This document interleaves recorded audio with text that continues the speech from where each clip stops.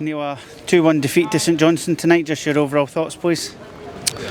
I don't think we started well at all. When we changed the system, we were great.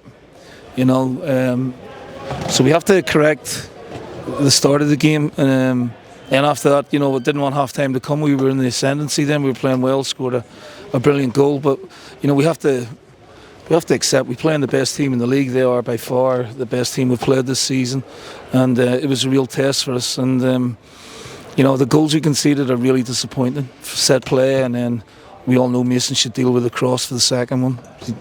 But he had a very good game, and then we showed never said die attitude. And we've hit the post. We've had one cleared off the line, and the keeper's made a worldie at the end. So really disappointed not to come away with something after putting so much into the game.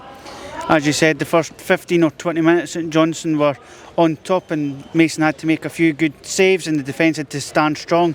You must have been really proud at half-time of the resilience of the team to build their way back up into the game and then find that goal through Rory just before the interval. Yeah, look, we've made enormous strides in a short period of time to the point where we're pushing the best team in the league all the way. Look, there's abundance of character in here. Just a little bit of nous, a little bit of knowledge, a little bit of experience, but that comes with playing. I didn't like the start we made. We're too passive and standoffish, but we grew into the game. Mason, you need your goalkeeper to play well. He made a couple of really good blocks, and then after that, once we settled into the game, we were good. We were a threat. Losing Zach is a hammer blow, for what we want to do for the squad.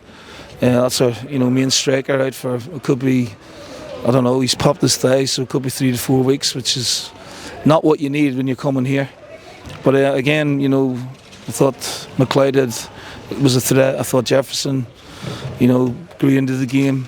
But we just sort of, their equaliser changed the psychology of the game. And it's really disappointing to lose from a set play. That's my biggest criticism tonight, is losing that first goal. There didn't seem to be too much between the teams in the second half, and even after Saints take the lead, as you said right at the end there, we rally and we come ever so close to getting what would have been a deserved point. Well, we did everything but score. Post, off the line, keeper makes a great save. So I got to tip my hat to the players for the real will to win, their belief to keep going, 90 odd minutes, still threatening. Really proud of them. But we have to use this defeat, the feeling, the motivation, and take it into the game on Tuesday. Does tonight give you a good barometer of where the team was, and does that really excite you for what's to come? Yeah, absolutely. And I hope they've learned something from the game as well. But we have a lot of catching up to do. There's the squad depth that St Johnstone have as well is big. But they're an excellent side. They're well coached. They can play, get at you in various ways. And I really enjoyed the game. It was a real test for me as a coach as well. So, look, it's all about learning, but I don't want to take too long to learn. I want us to, keep going. This is a game in hand we have on Tuesday. It'd be great to win it and, fortify, maybe a top 4 spot. As you say there on Tuesday, quick turnaround. How does the next few days look?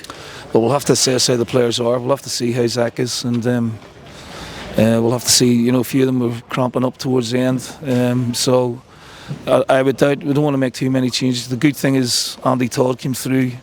60 odd minutes unblemished, even though he hadn't trained this week. John, he was just having a bit of a break because he's been feeling a little bit crampy and a bit of a problem with his glute, and he's played a lot of football for an 18-year-old. So he should be fresh for Tuesday. So got a little bit of thinking to do about the team. Obviously, we'll do a little bit of work on her over the next couple of days, and but we have to let this sink in first and look to where we can improve. But like I say, you're not going to play the quality of a team like this every week. I said to you on Wednesday you would like the fans to turn up and be loud and proud, and even at the end when the full-time whistle went, we could hear them from the back of the main stand in the press box, and that must give the players a real lift, despite the defeat, that the fans are encouraged by everything that they're seeing on the pitch. Well, yeah, that's what I said to the players. I said, how did the fans react? And the fans give them a standing ovation, so they can see a lot of quality, a lot of determination in the team, and that's all they want to see. They want to see the team, playing for the jersey, playing for the club, playing for them, and we're trying to give them that as much as we can.